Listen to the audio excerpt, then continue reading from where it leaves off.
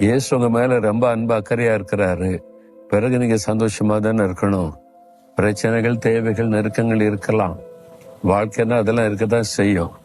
ஆனா இயேசு கூட இருக்கிறார்ல.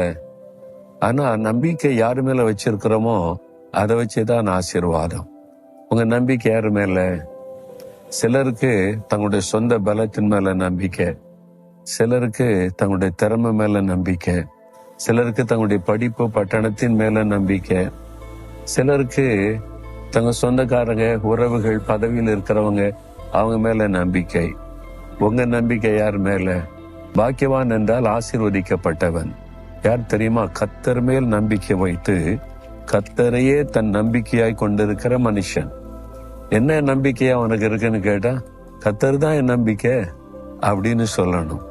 கர்த்தர் தான் என் நம்பிக்கையே, அவரை நம்பிதான் என் வாழ்க்கையே அப்படின்னு சொல்லி